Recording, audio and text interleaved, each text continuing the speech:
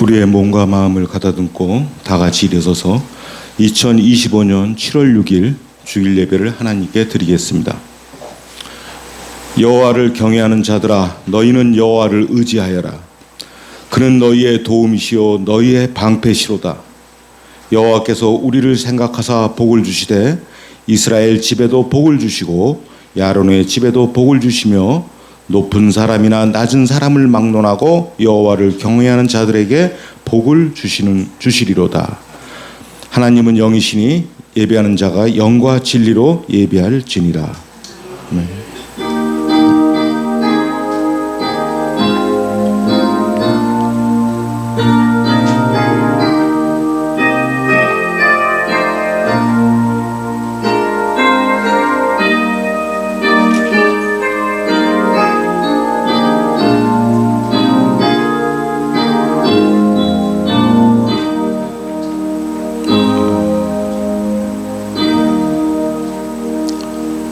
사랑과 은혜의 하나님 아버지, 부족하고 허물이 많은 저희를 만세전에 하나님의 자녀로 택하여 주시고 예수 그리스도의 십자가 보혈로 거듭나 새로운 피조물로 살게 해주셔서 감사합니다. 그 은혜로 세상 속에서 하나님의 백성으로 살던 저희들이 거룩한 주일을 맞아 하나님을 예배하러 모였습니다. 거룩하신 성삼위 하나님께서 좌정하신 이 예배에 저희들이 마음껏 창송하고 기도하며 말씀을 들어 은혜의 생수가 흘러넘쳐 하나님의 자녀로 살아가기에 부족함이 없는 성도들에게 하여 주시옵소서. 마음과 뜻과 정성을 다하여 드리는 이 예배를 기쁘게 받아 주시옵소서. 우리 주 예수 그리스도의 이름으로 기원하옵나이다. 아멘. 함께 찬송가 38장으로 하나님을 찬양하겠습니다.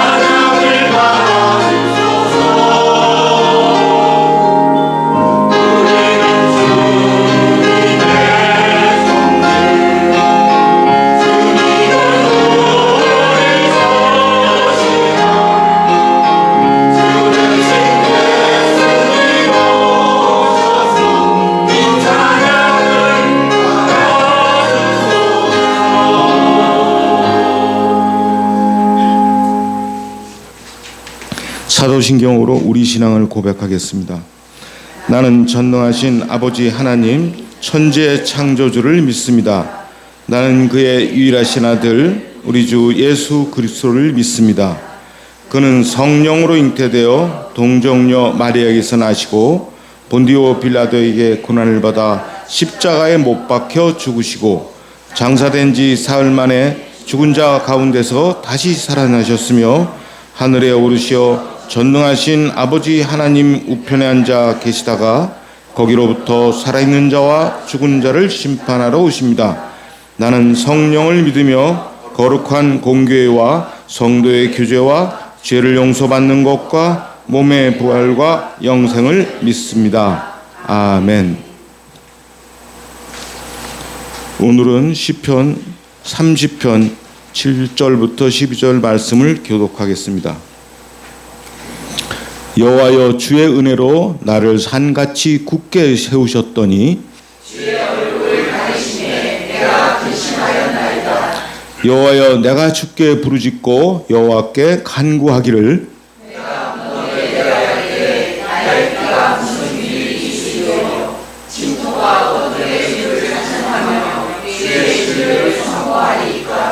여호와여, 들으시고 내게 은혜를 베푸소서. 주께서 나의 슬픔이 변하여 내게 춤이 되게 하시며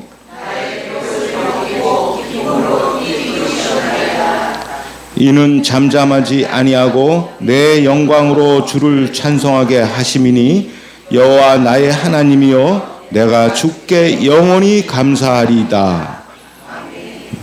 모두 자리에 앉으시기 바랍니다. 찬송가 95장으로 찬송하겠습니다.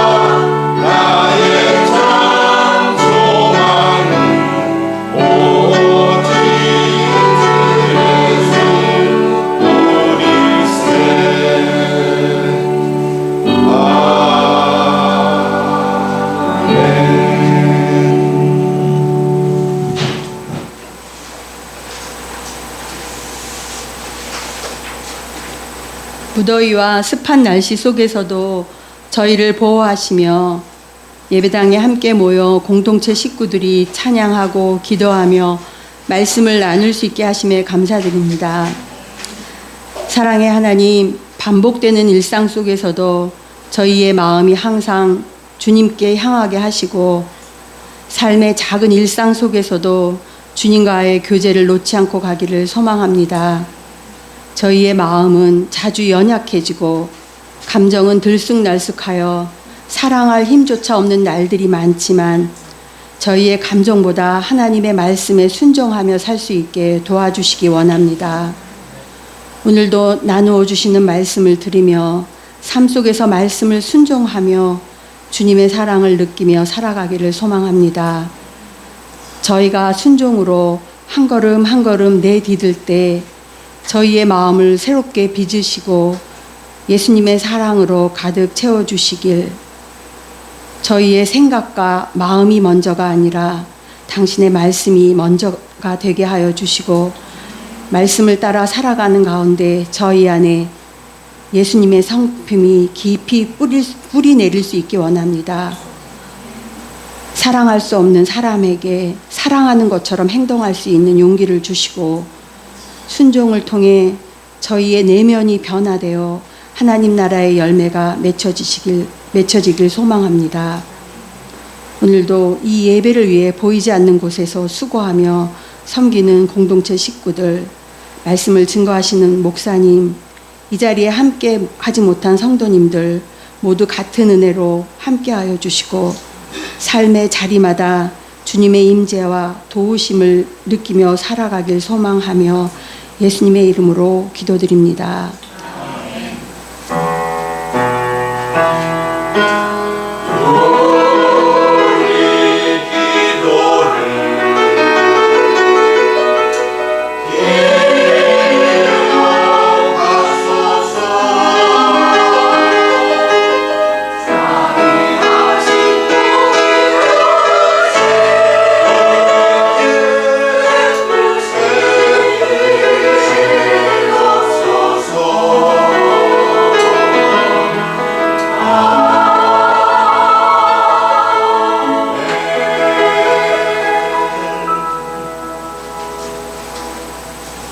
하나님께 봉헌하겠습니다.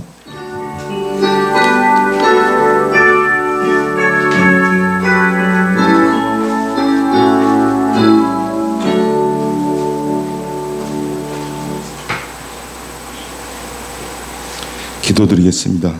하나님 아버지, 우리가 알지 못하는 순간에도 우리를 지키시고 필요한 모든 것을 우리에게 주심을 감사합니다. 상반기를 살면서 주님 주시는 은혜를 헤아리고 그것에 감사하여 여러 제목으로 예물을 드립니다. 주님 기쁘게 받아주시고 드리는 손길에 주님의 복을 넘치게 주시옵소서. 예수 그리스도의 이름을 기도드리옵나이다. 아멘.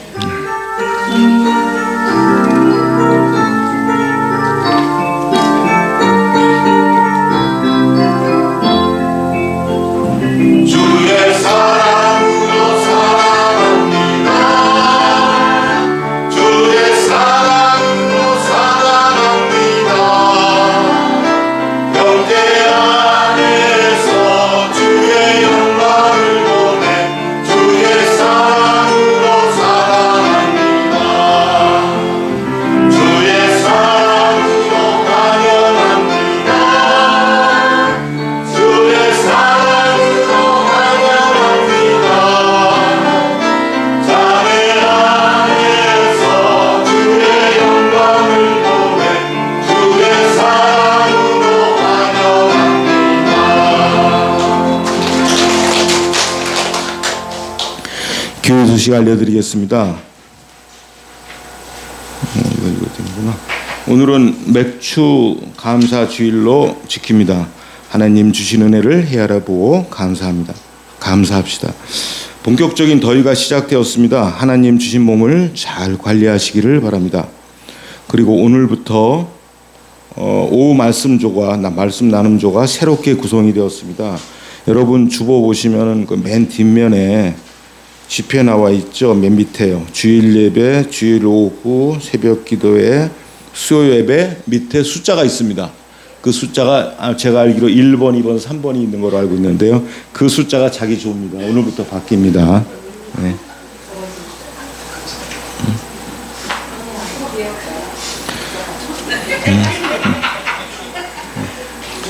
잠시 보자. 249장으로 찬송하겠습니다.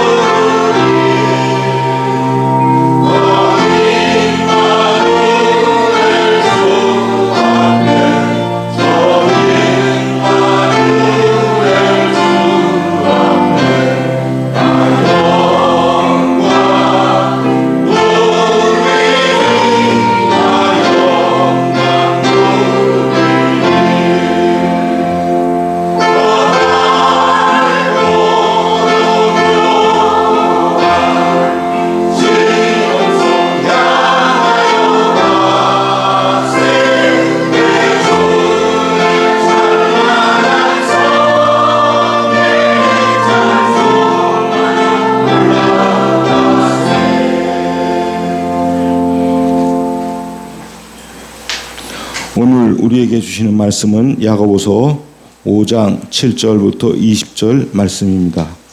신약성경 375쪽입니다.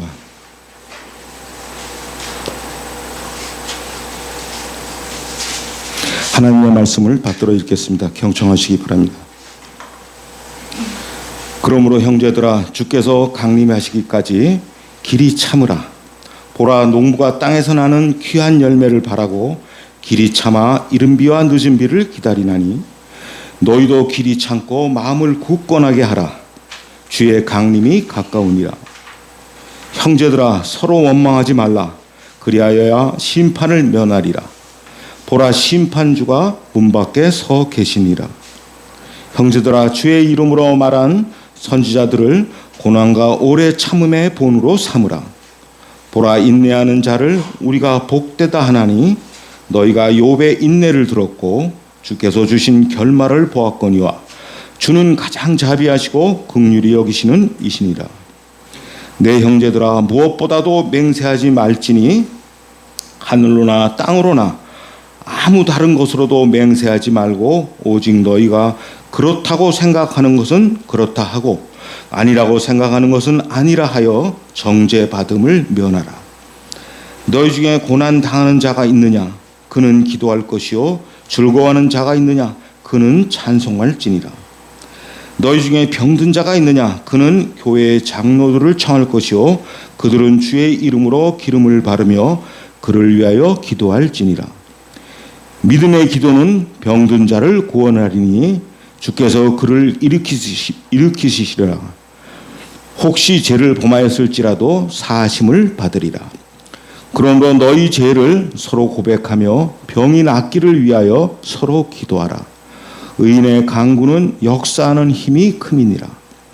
엘리야는 우리와 성정이 같은 사람이로되 그가 비가 오지 않기를 간절히 기도한즉 3년 6개월 동안 땅에 비가 오지 아니하고 다시 기도하니 하늘이 비를 주고 땅이 열매를 맺었느니라. 내 형제들아, 너희 중에 미혹되어 진리를 떠난 자를 누가 돌아서게 하면 너희가 알 것은 죄인을 미혹된 길에서 돌아서게 하는 자가 그 영혼을 사망에서 구원할 것이며 허다한 죄를 덮을 것임이라. 아멘.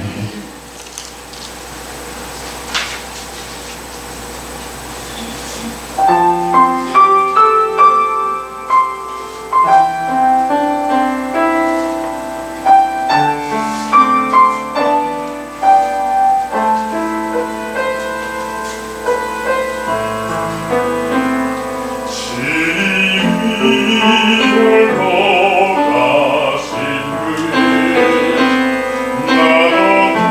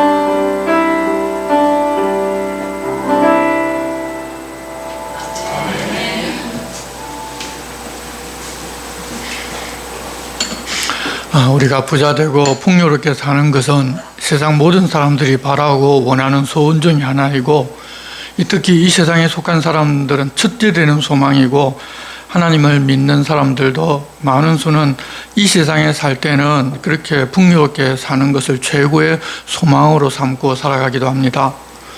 그렇다고 풍요가 나쁜 것은 아닙니다. 하나님께서도 풍요롭게 해주겠다고 약속하셨기 때문입니다. 그런데도 풍요가 문제가 되는 것은 사람들이 풍요에 매이는 것입니다. 하나님께서는 하나님을 바르게 섬기고 믿는 사람들에게 풍요를 허락해 주셨습니다. 아브라함이라든지 욥은 상당히 거부였고, 다른 믿음의 사람들 중에도 부자로 풍요를 누리면서 산 믿음의 선배들이 많이 있습니다. 그렇지만 그들을 보면 그들은 그 풍요에 매여서 산 것이 아니라 하나님을 믿고 하나님 최우선으로 하는 삶을 살았습니다. 그런 사람에게 하나님께서 풍요롭게 해주시는 것은 너무도 당연한 일이었습니다. 이후 하나님께서는 자기 백성으로 삼은 이스라엘 백성들에게 요구하신 것도 동일합니다. 그들을 이집트에 해방하여 가나안 땅을 주고 때에 따라 비를 내려서 풍요가 있게 해주겠다고 약속하셨는데, 그렇게 하는 단 이유 하나 조건만 말씀하셨습니다.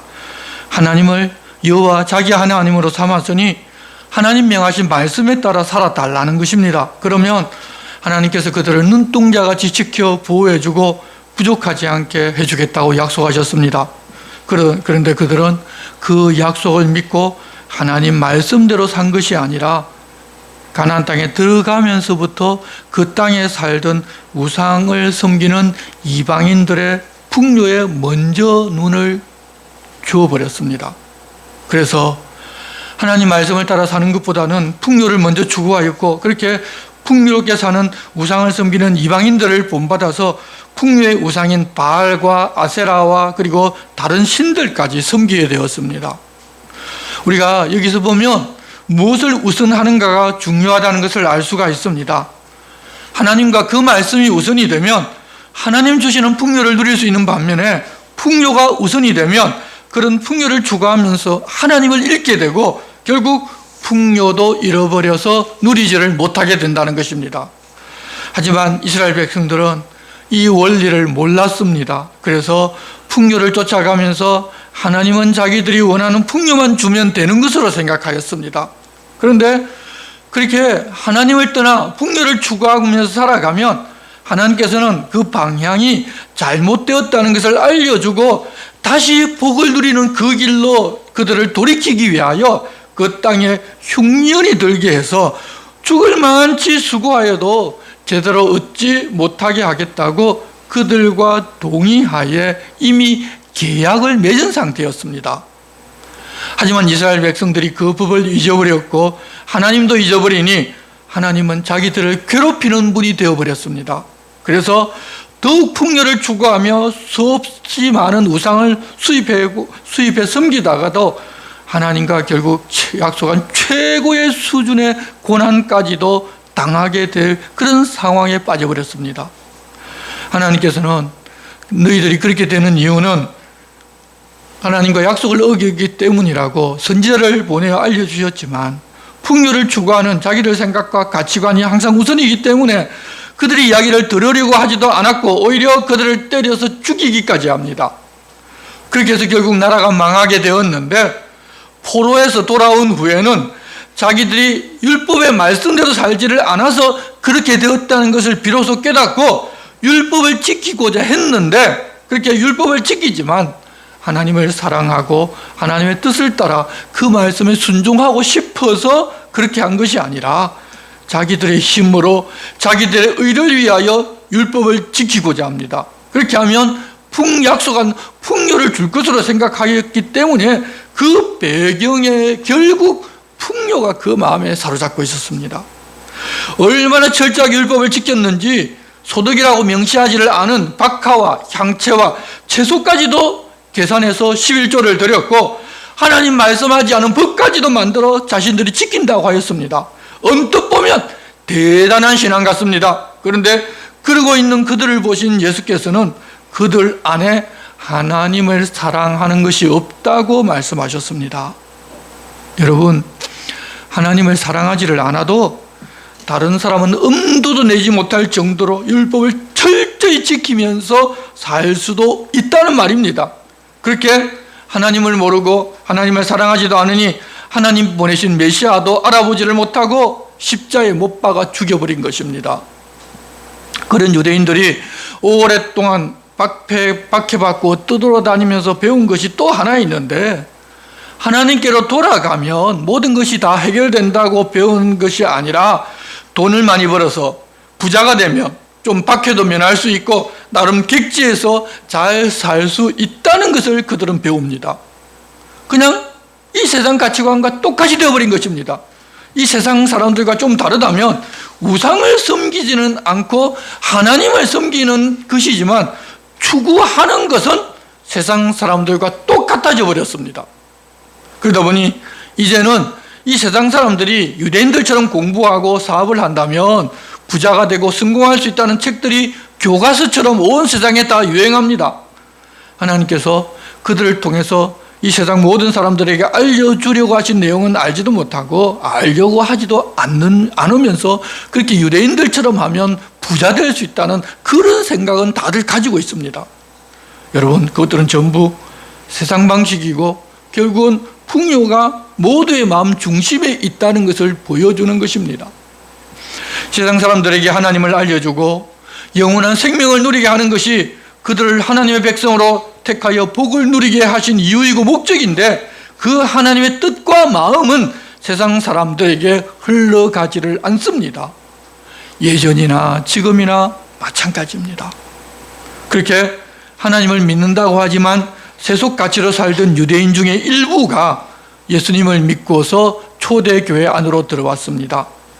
예수 믿으면 삶의 방향과 가치가 예수님께서 말씀하신 대로 주님을 주인으로 삼고 하나님을 사랑하고 이웃을 내 몸처럼 사랑하는 방향으로 변화되어야 하지만 그렇지 않고 여전히 풍요를 누리는 것이 그들의 믿는 목적이었습니다. 혹시 예수 믿지 않으면 하나님 벌 받아서 어렵게 살까 봐 그것 때문에 예수님을 믿는다고 나선 것입니다. 그런 그들을 향해서 야고보가 무엇이 달라져야 하는가를 알려주시는데, 오늘 말씀도 삶의 가치와 방향이 풍요를 추구하는 자기 생각이나 자기 뜻대로 하던 것에서 벗어나 하나님 바라시는 것으로 달라져야 한다는 것을 알려주십니다. 4장 13절 말씀입니다. 들으라, 너희 중에 말하기를 오늘이나 내일이나 우리가 어떤 도시에 가서 거기서 1년을 머물며 장사하여 이익을 보리라 하는 자들아, 내일 일을 너희가 알지 못하는도다. 너희 생명이 무엇이냐? 너희는 잠깐 보이다가 없어지는 안개니라. 너희가 도리어 말하기를 주의 뜻이면 우리가 살기도 하고 이것이나 저것을 하리라 할 것이거늘 이제도 너희가 허탄한 자랑을 하니 그러한 자랑은 다 악한 것이라. 그러므로 사람이 선을 행할 줄 알고도 행하지 아니하면 죄니라. 이제 믿음을 가지고 사는 사람, 즉 예수 믿어서 하나님께 온전히 속한 사람은 자기의 뜻이나 자기의 계획에 따라 살던 삶을 버리고 하나님의 뜻이 무엇인지, 하나님께서 나에게 무엇을 하라고 하시는지를 알고 그대로 순종하면서 살아야 한다는 것입니다. 이전에 이스라엘 백성들이 자기들을 향한 하나님의 뜻을 모르고 살다가 망했을 뿐만 아니라 하나님 보내신 메시아를 죽이기까지 한 그 잘못을 따라가지 않기 위해서는 내 뜻과 내 계획이 아니라 하나님의 뜻과 하나님의 계획을 찾고, 그렇게 하나님의 뜻이나 계획이 있으면 이것도 하고 저것도 하겠다고 하면서 살아가는 것이 예수 믿는 사람들의 가치관이라는 것입니다. 유대인들은 우리가 알다시피 장사에 관해서는 천재라고 볼 수 있습니다. 그래서 어떻게 하면 돈을 많이 벌을 수 있을지 눈에 보여서 그대로 행하면 자기가 원하는 것을 얼마든지 다들 얻을 수 있다는 것입니다. 예수 그리스도를 믿기 전에는 그렇게 해서 돈을 많이 벌면 그것이 하나님의 은혜이고 선이고 복이라고 생각했겠지만, 예수 그리스도를 믿고서 하나님을 알게 되면 그렇게 하는 것은 세상과 똑같은 자기가 주인된 삶임을 우리는 압니다. 하나님 주인이신 삶은 하나님께서 나에게 무엇을 어떤 어떻게 하기를 원하시고 그것을 찾고 행하며 살아야 합니다. 방향이 하나님께 있는 것입니다. 이렇게 방향을 하나님께로 향하는 것이 선이고, 그렇지 아니하고 자기가 주인 되어서 자기를 위해 하는 모든 것은 다 악입니다. 세상이 말하는 선악의 분별에서 한 차원 높은 것으로 내가 추구하는 동기와 방향으로 가는 것이 바로 선악을 결정하는데, 내가 추구하는 쪽으로 가면 모든 것이 악이고 하나님이 원하시는 쪽으로 가면 모든 것이 다 선입니다. 이렇게 하나님을 향하고 하나님의 뜻대로 행하는 것이 선이라고 알려주셨음에도 불구하고 이 세상 사람들처럼 내가 주인 되어서 모든 것을 행하며 이 세상이 말하는 악을 행하지 않으면 자기는 선한 사람이고 믿음의 사람이라고 착각하는 경우가 아주 많이 있습니다. 그래서 우리가 회개하자고 하면, 아니 내가 잘못한 것도 없는데 무슨 회개를 하라는 것이냐며 받아들이지 않는 사람도 있고, 회개는 돌이켜서 하나님을 향하는 것인데 무슨 자꾸 잘못한 것을만 생각해서 그것을 잘못했다고 하나님 용서해달라고 후회하는 것을 반복하는 사람도 있습니다. 여러분, 회개는 그렇게 후회하는 게 회개가 아닙니다. 회개는 길을 돌이켜서 내가 원하는 길을 가던 것, 내가 하고자 생각하던 길로 가던 것을 돌이켜서 하나님 원하시는 것이 무엇인지, 하나님 무엇을 바라시는지를 알고 그 길로 돌이키는 것이 회개입니다. 여러분, 우리 그리스도인들은 이미 하나님 나라로 소속이 바뀐 사람들입니다. 하나님 나라에 속한 사람들은 뜻이 하늘에서 이루어진 것처럼 이 땅에서 이루어지다 기도하며, 그렇게 내가 그렇게 기도했으니 기도한 대로 살아가는 사람들입니다. 다시 말해서 내 뜻과 내 방법이 아니라 주의 뜻이면 우리가 살기도 하고 이것이나 저것이나 하리라고 말하고 또 행하는 사람입니다. 성공하고 부자되고 풍요를 누리는 것을 추구하고 그것을 얻었다고 하는 것은 허탄한 자랑에 불과합니다. 우리가 믿는 하나님은 이 세상 사람들은 상상하지도 못할 풍요와 복을 주시는 분이시니까 이제는 자기중심적인 생각과 허탄한 자랑을 내려놓고 주의 뜻이면 우리가 살기도 하고 이것이나 저것이라 하리라고 말하고 행하며 살아갑시다. 그러면 주님이 필요한 풍요는 우리에게 넉넉히 주십니다. 그런데 우리가 그 하나님을 안 믿기 때문에 내가 부자 되고 나서 하나님을 잘 믿어보겠다, 하나님이 이것 주시면 하나님 잘 믿어보겠다, 항상 마음을 풍요에 먼저 두고 살아갈 때가 많습니다. 여러분, 문제 해결해 주면 하나님 믿겠다, 처음에 하나님 그렇게 해결해 주시면 하나님 믿는다고 하지만 그 다음에 또 다른 문제가 생기면 또 그 문제 해결해 달라고 합니다. 그래서 항상 우리는 풍요나 이 문제 해결에 매달립니다. 그래서 하나님의 온전한 면을 보지 못하는 경우가 많습니다. 그래서 믿음이 딱 찰랑찰랑거리는 그 물가에 있어서 한 걸음도 내딛지를 못할 때가 많습니다. 이제는 생각과 방향 자체를 바꿔야 합니다. 야고보는 그렇게 하나님의 뜻과는 상관없이 이 세속적인 삶과 방식으로 열심히 하고 많이 벌어서 부유하게 된 사람들에게 선지차처럼 경고하면서 그리스도인이면서 그들처럼 되고자 하는 사람들에게 화가 있다는 사실을 알려주십니다. 1절입니다.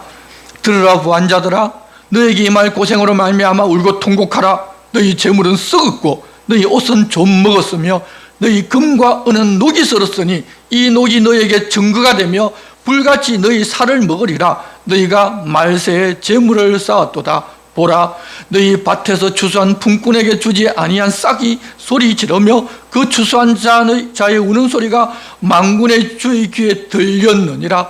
너희가 땅에서 자취하고 방종하여 살육의 날에 너희 마음을 살찌게 하였도다. 너희는 의인을 정죄하고 죽였으나 그는 너희에게 대항하지 아니하였느니라. 세상 사람들이 부러워하는 부한자들은 지금 울고 통곡하라고 하십니다. 자기들이 가진 그것 때문에 하나님의 뜻을 찾고 하나님의 방법을 찾지 못하고 결국 심판에 이르게 되니까 그것 때문에 이제는 울고 통곡해야 한다는 것입니다. 그것을 여러분 얻고 지키고자 가난하고 어려운 사람을 돌볼 마음도 가지지를 못합니다. 품삯을 적게 주려고 온갖 방법을 다 사용합니다. 하지만 당한 사람들이 하나님께 부르짖을 때 하나님께서 다 들으십니다. 그렇게 자기중심적으로 하나님과 상관없이 살다가 하나님의 심판 때 자기가 가진 것들이 유죄의 심판의 증거가 되어버립니다. 하나님께서 많이 주시는 것은 하나님 주신 것으로 가난하고 어려운 사람들에게 하나님 대신 나누어주며 살라고 주신 것입니다. 하나님의 사람들은 그렇게 하신 하나님의 뜻을 알기 때문에 부지런히 벌어서 부지런히 손을 펴서 나누어 줍니다. 하지만 이 세상 부자들은 더 부자되고 가진 것을 지키는 것에 더 관심을 가지고 있습니다. 남을 위해서 조금 내놓을지라도 내 이름, 자기 이름을 위하여 내놓기도 합니다. 자기는 선을 행했다고 하겠지만 그러나 자기 이름을 위하여 그렇게 한 것은 선이 아닙니다. 여러분, 우리가 주님이 오신 이후로는 다 종말이라는 것을 알아야 합니다. 주님이 먼저 그의 나라와 그의 의를 구하면 이방인들처럼 구하지를 않아도 필요한 많지 하나님께서 챙겨주겠다고 약속하셨기 때문에 이 시대에 재물을 자기를 위하여 쌓는 것은 스스로 재앙을 쌓는 일에 불과합니다. 우리나라 사람들이 재벌을 싫어하는 이유가 이전에 부정을 저질렀거나 정경유착으로 부자가 되었다고 생각하기 때문입니다. 예전에는 그런 일이 많았기에 아마 그랬을 수도 있습니다. 그러면 그렇게 생각하는 사람들은 자신은 그러지를 말아야 합니다. 그런데 부정한 방법이 아니면 큰 부자가 될 수 없다고 우리나라에서는 그렇게 말하면서 자기 역시도 큰 부자가 되기 위해서 부정한 방법으로 큰 부를 쌓으려고 합니다. 부자들이나 부자가 되려는 사람들이나 다 하나님과는 아무 상관없이 살고자 하는 것을 우리가 볼 수가 있습니다. 세상은 그렇지만 그리스도인은 그런 목표를 두고 사는 것이 아니라 하나님께서 나로 하여금 부자 되게 해주시면 부자로 하나님의 뜻을 행하면서 살고, 그렇지 않고 평생 가난하게 살게 하셔도 먹을 것 입을 것 다 챙겨주시니 그 은혜를 누리면서 그냥 살면 됩니다. 가장 중요한 것은 하나님과 함께 살아가는 것이지 내가 목표를 세우고 목표를 이루고 그것을 원하는 대로 기도해서 하나님께 충성 봉사해서 얻는 것이 아니라는 것입니다. 그런데 다들 세상이 먼저 눈에 보이다 보니 나도 부자 되어 보겠다고 유대인들은 어떻게 해서 그렇게 부자가 되었는지 그 방법을 찾고 성경에서 어떻게 한 사람을 부자 되게 했는지 찾아서 이런 교훈이 있다고 하면 그런 설교에는 은혜 받고 또 그런 이야기를 하는 곳에는 사람들이 몰려듭니다. 그런 책을 쓰면 베스트셀러가 되고 이 교회 저 교회 초청을 받아 강사비로 많이 벌기도 합니다. 하지만 그런 것을 추구하는 것 하나님의 뜻이 아닙니다. 성도 여러분, 우리들은 그런 것에 미혹되지 말고 주의 뜻이면 우리가 살기도 하고 이것이나 저것을 하리라 하면서 살아갑시다. 주님이 명확하게 그리스도인은 어떻게 사는가를 알려주셨고 그렇게 살 때 하나님이 우리의 삶 전부를 책임져 주신다고 약속하셨습니다. 이제 7절입니다. 그러므로 형제들아, 주께서 강림하시기까지 길이 참으라. 보라, 농부가 땅에서 나는 귀한 열매를 바라고 길이 참아 이른 비와 늦은 비를 기다리나니 너희도 길이 참고 마음을 굳건하게 하라. 주의 강림이 가까우니라. 우리도 이 세상에 살고 있기 때문에 좀 부유해지기도 쉽고 이 세속을 추구해서 남들에게 칭찬 듣고 남들에게 성공했다는 소리도 듣고 싶을 것이고 또 세상 부자들이 누리는 풍요가 사실 우리 마음을 좀 흔들기도 할 것입니다. 하지만 여러분, 우리는 세상 그 어떤 것과도 바꿀 수 없는 하나님의 나라를 기다리고 있는 사람들입니다. 그 사실을 잊지 말고 인내로 그렇게 유혹하는 세상을 이기면서 살아갑시다. 여러분, 우리가 부활 소망으로 살다가 이 육신이 이 땅에서 죽는 것도 우리가 안타까운데 그런 유혹에 넘어가서 다시 회복할 방법 없이 영원한 사망의 심판을 피할 수 없는 그 길로 가려고 한다면 그것이 얼마나 안타까운 일입니까? 풍요를 우선으로 삼는 것이 바로 그 길이니 그 길로는 가지를 맙시다. 9절입니다. 형제들아, 서로 원망하지 말라. 그리하여 심판을 면하리라. 보라, 심판주가 문 밖에 서 계시니라. 서로 원망하지 말라는 것은 지금 내가 당하고 겪고 있는 어려운 일이 다른 사람으로 인하여 일어났다면서 그 사람을 비방하거나 그 사람 때문에 그렇다고 한숨 쉬며 탄식하는 그런 일을 말하는데 그러지 말라는 것입니다. 우리는 삶에 지치고 어려운 일을 계속 만나면 누구에게 책임을 돌리고 원망하면서 위로를 받고자 합니다. 하지만 결국 그렇게 원망하는 것은 내가 주인 되는 것입니다. 혹시 나로 하여금 그렇게 맞는 그 사람이 악의를 가지고 내게 그렇게 했다면 공의의 하나님께서 바르게 판단해 주실 것입니다. 그렇지 않고 몰라서 실수했다면 언젠가 깨달을 날이 올 것이고, 깨닫지를 못했다 하더라도 모르니 그 일로 내가 심판에 빠져서는 안 되는 일 아닙니까? 우리들은 우리의 주인이신 공의의 하나님께서 모든 것을 판단해 주실 것을 믿고 내가 맡은 일에만 충성을 다하면 됩니다. 남들이 잘하고 못하고 돌아보면서 판단하고 원망 불평하는 것은 내가 그 사람을 심판하는 것이고, 결국 내가 주인 되어서 다른 사람을 심판한 그 죄에 대하여 하나님께 내가 심판을 받겠다고 스스로 자처하는 것입니다. 여러분, 우리는 내게 맡겨진 일이 무엇인지를 분별해서 그 일만 감당하면 됩니다. 그리고 내게 잘못한 사람, 일을 나눠서 해야 되는데 그 사람이 나눠서 하지 않으면 그 사람이 한 그 모든 책임은 하나님께 맡겨버리시기를 바랍니다. 하나님 알아서 내가 그 사람을 심판한 것보다 훨씬 더 여러분 독하게 심판해 주실 것입니다. 그러니까 그런 걸 생각하지 말고 내게 맡겨진 사명이 무엇이고 내 의무는 무엇이냐, 그것만 하시기를 바랍니다. 그러면 마음도 편해집니다. 우리가 이 땅에서 오래 사는 것 같지만 사실 눈 깜짝할 시간입니다. 언제 주님 만날지 모릅니다. 오늘 용서하지 아니하고 원망하고 불평하고 다른 사람을 정죄하다가 주님을 맞을 수도 있습니다. 그러니 더 이상 이제는 형제를 원망하지를 맙시다. 모든 일을 하나님께서 다 보고 계시니 주님 내게 주신 일이면 그 일을 기쁘게 감당합시다. 하나님이 헤아려서 우리에게 복을 주실 것입니다. 10절입니다. 형제들아, 주의 이름으로 말한 선지자들을 고난과 오래 참음의 본으로 삼으라. 보라, 인내하는 자를 우리가 복되다 하나니 너희가 욥의 인내를 들었고 주께서 주신 결말을 보았거니와 주는 가장 자비하시고 긍휼히 여기는 이시니라. 우리도 인내할 수 있는 것은 우리 앞서 하나님 앞에 살면서 본을 보인 분들이 계시고 그들이 어떤 결과를 얻었는지 알기 때문입니다. 하나님의 말씀을 받아주는 선지자들이 고난받고 오래 참은 것 이미 우리에게 보여주셨습니다. 우리는 또한 말씀을 통해서 욥의 인내를 들었고 끝에는 하나님 어떻게 해주셨는지 이제 다 압니다. 시편에서는 육신의 부모는 나를 버려도 하나님은 나를 버리지 않으신다는 것을 알게 해주셨습니다.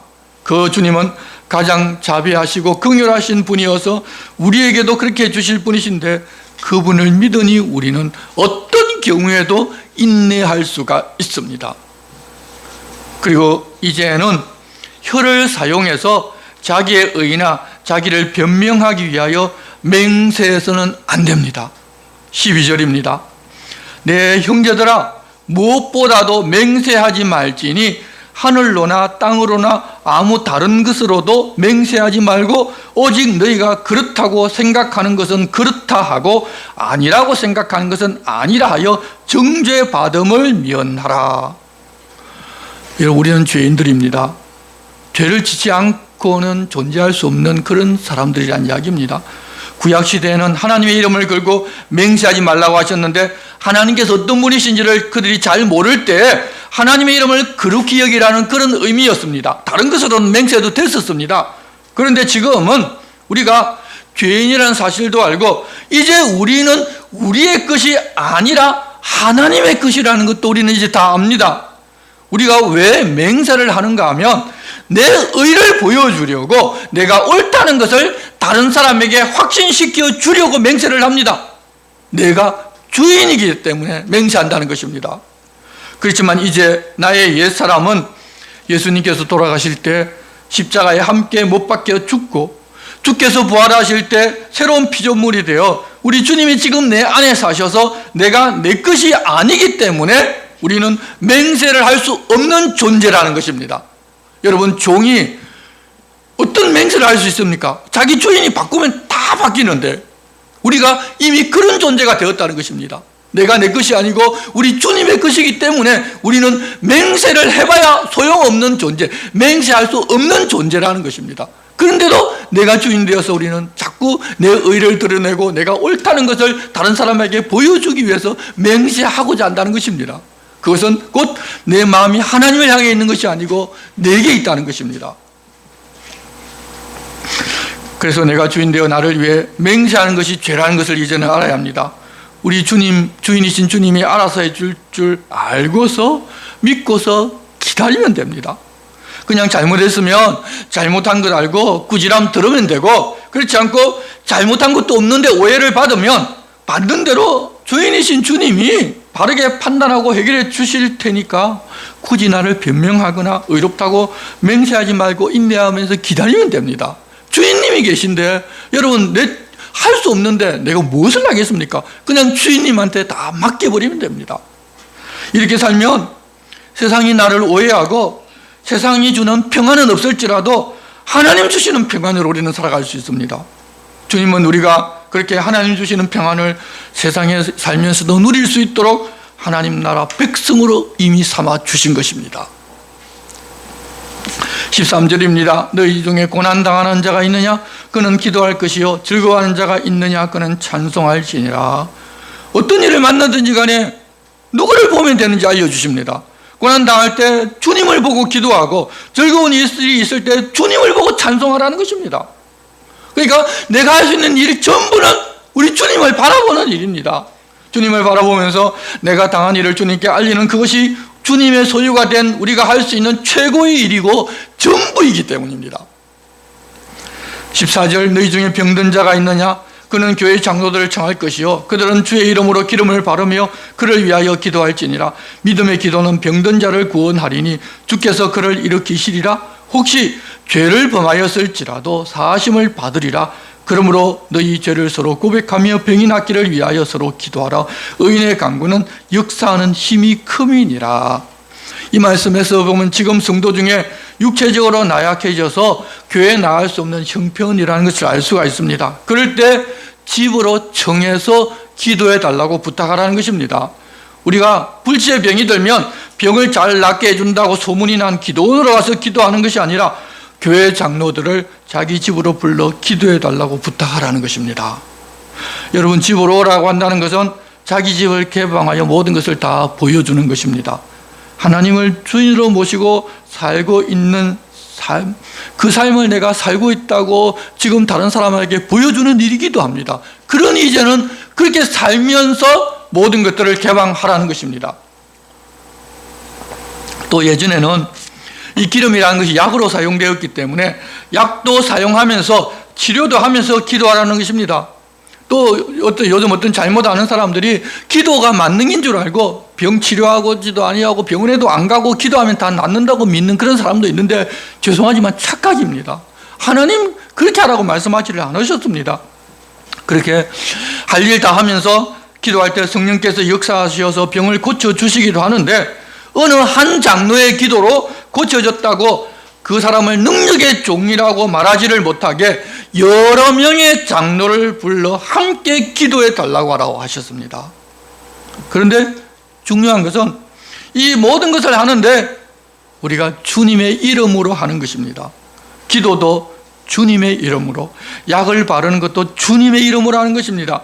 하나님께서 능력과 은혜 베풀어 주기를 구하라는 것입니다. 하나님께서 하시니 말입니다. 그러니 약을 먹으면서도 이 약이 나를 낫게 하는 것이 아니라 하나님께서 이 약을 통해서 나를 고치기를 원하신 줄을 알고 하나님께 기도하면서 약도 먹고 병원 가서 치료도 받으라는 것입니다. 왜냐하면 치료하고 이렇게 문제를 해결하는 근본은 하나님께 있으니 말입니다. 우리 그리스도인들은 바로 그렇게 하나님께 모든 소원을 두고 하나님께서 원인과 결과라는 것을 인정하고 고백하고 살아가는 삶을 살아야 합니다.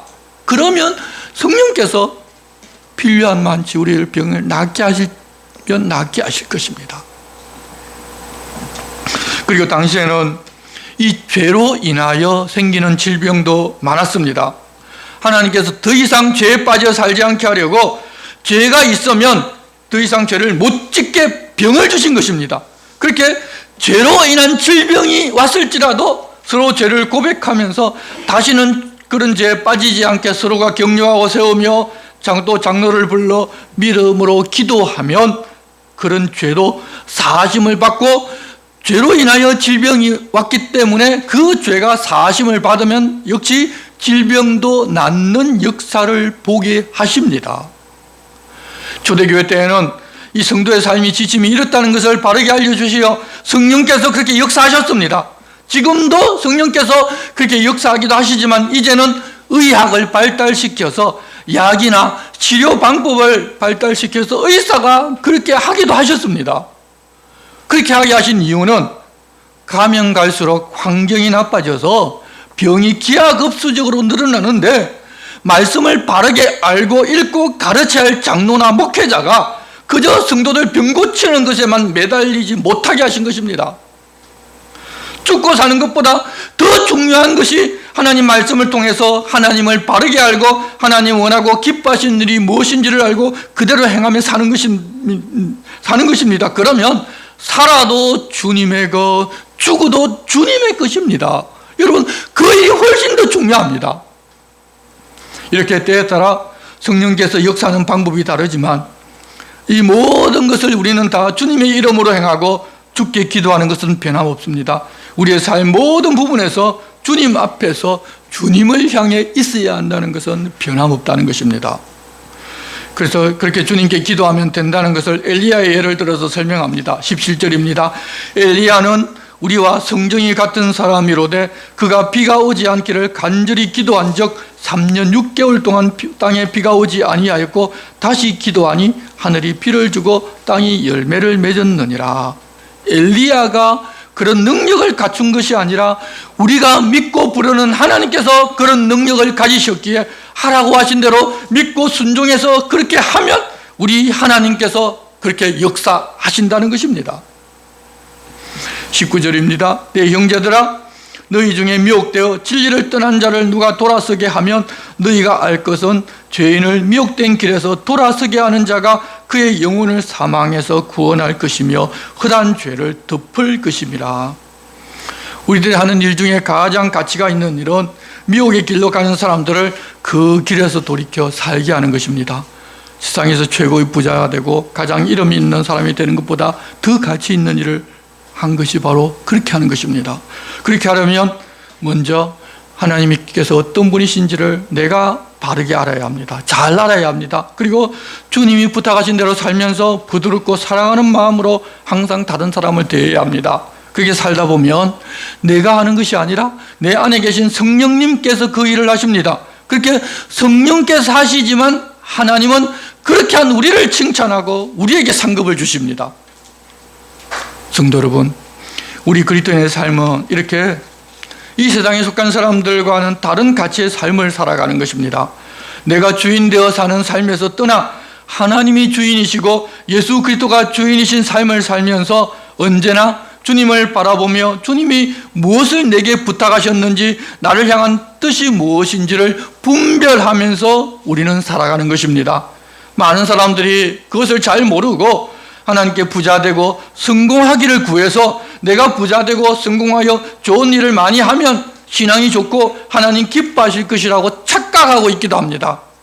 하지만 우리는 이미 하나님의 소유가 된 사람들이어서 주님이 나를 어디에서 무엇하기를 원하는지를 알고 그곳에서 맡겨진 일을 감당하면 주님은 착하고 충성된 종아 내 주인의 잔치에 참여하라는 칭찬과 상급을 얻게 됩니다. 그것은 곧 영원한 하나님의 나라에서 영원히 하나님 안에 있는 복을 누리면서 사는 것입니다.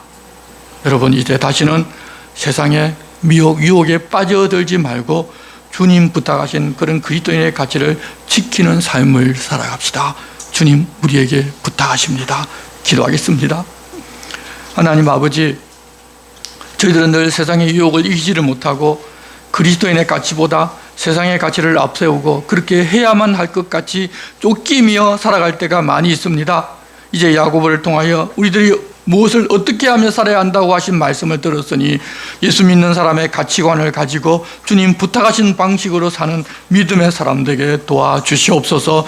영원한 상급이 있는데 세상에 사는 잠깐의 것을 얻기 위해서 그것을 그릇 하는 어리석은 자가 되지 않도록 성령께서 모든 것을 가르치고 주님 원하는 길로 가도록 우리를 도우고 인도하여 주시옵소서. 예수 그리스도 이름으로 기도드리옵나이다. 아멘.